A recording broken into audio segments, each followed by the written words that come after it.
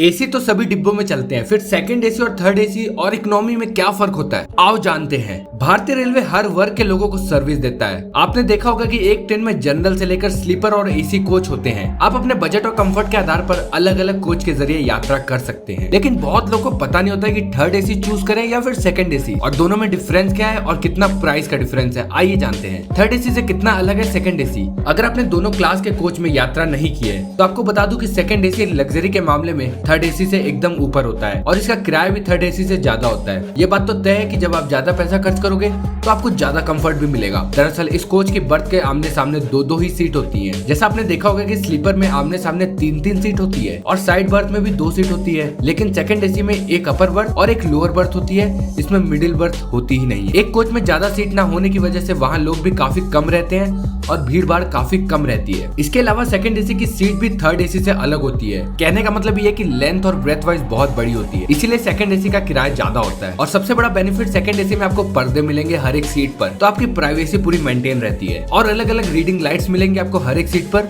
जो कि आपको थर्ड एसी में नहीं मिलती है। थर्ड एसी कोच एकदम स्लीपर की तरह होता है, लेकिन इसमें सिर्फ एसी होता है। सीटों की संख्या भी स्लीपर जितनी ही होती है। मतलब आप स्लीपर में अगर ट्रेवल किए हो तो सेम सीट सेम साइज आपको थर्ड एसी में मिलेगा।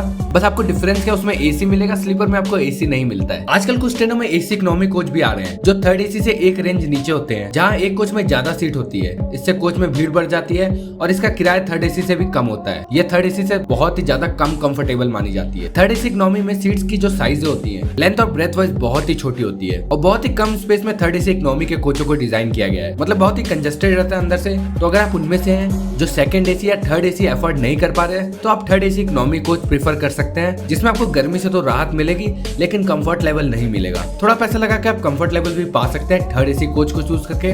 और बहुत ही ज्यादा आरामदायक और प्राइवेसी आपको चाहिए तो आप सेकंड एसी कोच को प्रीफर करिए। आई होप आपको डिफरेंस पता चल गया होगा सेकंड एसी कोच और थर्ड एसी कोच के बारे में और थर्ड एसी इकोनॉमी कोच के बारे में। तो कोई भी डाउट हो इससे रिलेटेड कमेंट जरूर करना, और वीडियो अच्छी लगी तो लाइक जरूर करना, शेयर जरूर करना, चैनल पे नए हो तो सब्सक्राइब कर देना यार।